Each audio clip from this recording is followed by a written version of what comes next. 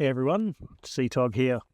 So this will be the first of many technical photography videos or discussions. So today I wanted to talk about AI tools in the photography workflow and where the line is, where it stops becoming photography. So I guess to answer that question, we need to go back to the origins of photography, which is, basically capturing light using light-sensitive film, and then processing or developing that in the darkroom.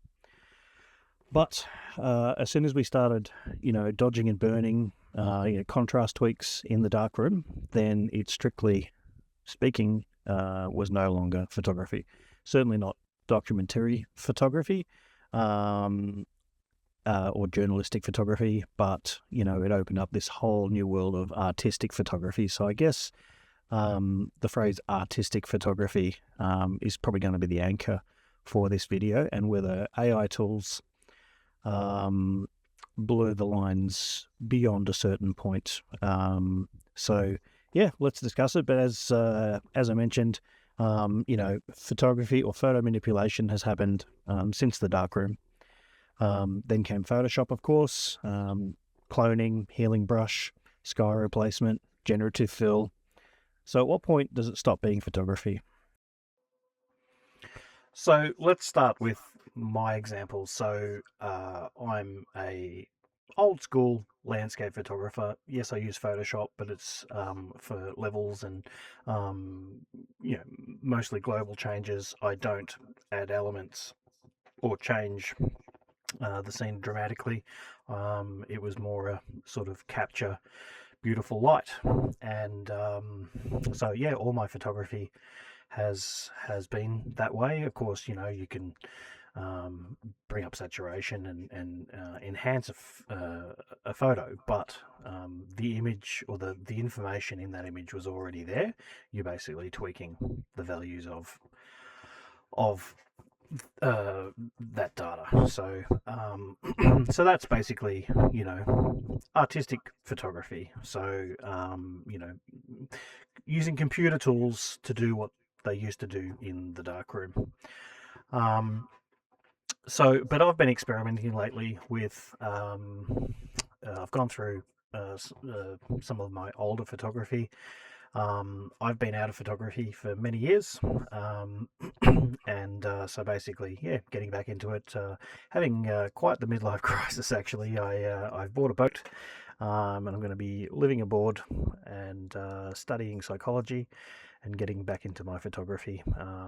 It's not really important to me at this stage. I'm not looking for a massive, photography YouTube channel or anything like that. This is just, a way for me to express, my creativity, and and I'm enjoying it. So far, the views have been pretty small, but that's okay. So anyway, so I've been taking some of my favorite still images and creating YouTube videos. Now, back in the day, I used to do this, and I would do a slideshow of my stills, and I'd use the Ken Burns effect, which is basically panning and zooming basically to create motion in your shots, and it really added something to a video slideshow of your stills.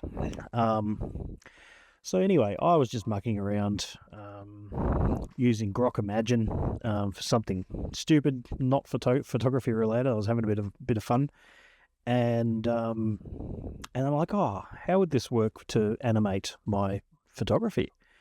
Because and the reason I'm asking this is, we all love drones, but drones are pretty limited to where you can actually use them. So national parks are out, and Australia has lots of national parks. All the best stuff is in the national parks. So drones are pretty pointless for a lot of shots. So it's like, well, how do I create that same feeling with my stills? So I can basically go into a national park. There's no restrictions on photographers, going in with the camera, that's perfectly okay. So, to grab those stills and to create a video from those stills. And anyway, I grabbed one of my favorite images, which is it was Hopetown Falls in Victoria. It was in flood, so we'd had heaps of rain. I knew it was going to be grouse, so I went down there, and it didn't disappoint. And I did I think it was a 6-photo stitch. It's probably about 150, 160 degree field of view, so almost 180 degrees.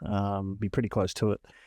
And it's a great shot. I am very proud of the fact that I entered a couple of photos into the Epson Pano Awards many years ago, and that photo won me a silver, which I was pretty chuffed with. I don't enter a lot of work into competitions, but the ones that I have done pretty well. So anyway, so I chucked this photo in Grok Imagine and just said, I didn't even give it any instructions. I just said 10-second video, 1080p. And it threw out this, which is pretty incredible. Like, I've wanted to get this shot with a drone, but my conscience has never allowed me to, because it's a national park. If you get busted, you're done. And you can get busted after the fact. If they see footage that they know is illegally captured, they can come chasing you. I mean, even Ken Duncan has been chased for certain things. So this is like, okay, wow, this is a solution. But then you get to, well, what is this? I mean, it's certainly it's using a base image. And we're talking basically, it's purely, it's not the photography itself, it's the expression of that photography using video. So it is basically something else. So I guess the rules don't really count, because it's not displayed as photography. It's not, the format is not photography, it's video. But that video didn't exist. The photo existed, but the time before or after, you didn't capture.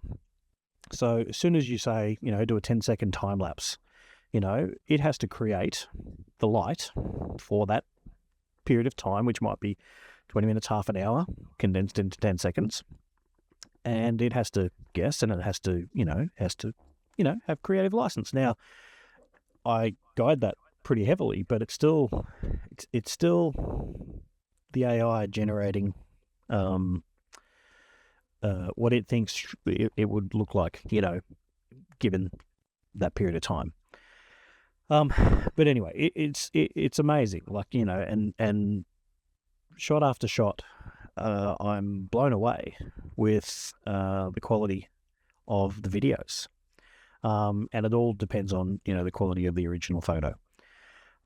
But you can cheat. Just with anything else, you can cheat. Now, I put a photo there. I loved the composition. It was down at Kennet River. It was of the old jetty, or what was left of it.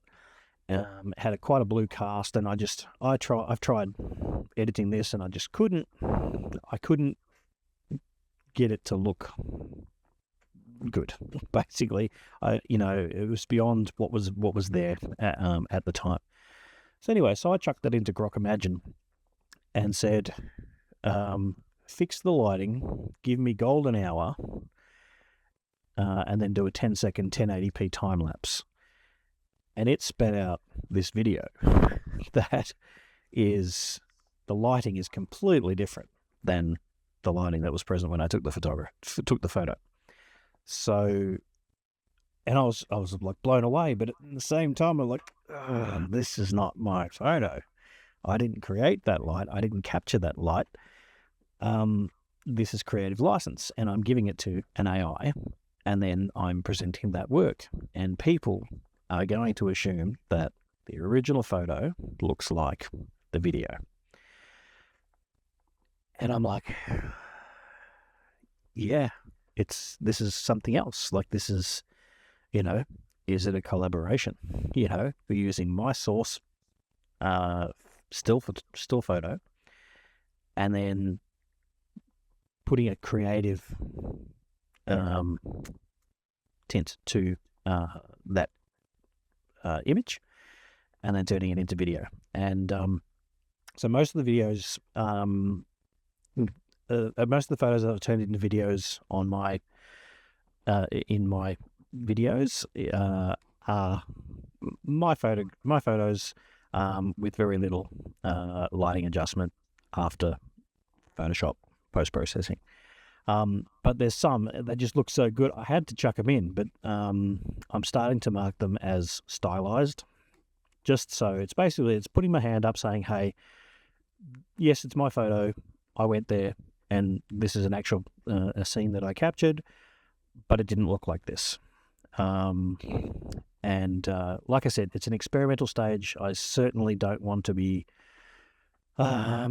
seen as someone outside. I'm a photographer. I'm a landscape photographer, and I love artistic photography. And the lines have been, the borders have been broadened a lot over the years for photographers. We've got a lot more flexibility and creativity, and still stay within the realms of photography than they did in the past.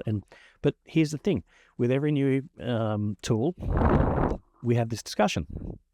And, an AI workflow or AI tools within your workflow is just the latest discussion. So I'd love to hear your thoughts. Is it photography? Is it videography? Is it collaborative videography? Where's the line? And is it just a case of disclosure or something else? But please don't forget to subscribe. And just very, very briefly, I'm a mental health advocate and passionate photographer, and I've gone through my own battles with mental health. I was diagnosed last year with PTSD, and I made the decision that maybe the best thing for me and the direction for my life is to do what I love, because I've always wanted to basically, I've always said I'm going to retire into landscape photography. So I'm turning 50 this year. Still, got some fuel in the tank, and I want to live my best life. So that's why I've started this channel, reconnecting with what I love, and hopefully inspiring others, along the way. And on the mental health note, things tough out there, but you will find my videos on the encouraging side of things. So hope you enjoy, and please subscribe, and see you next time. Thank you.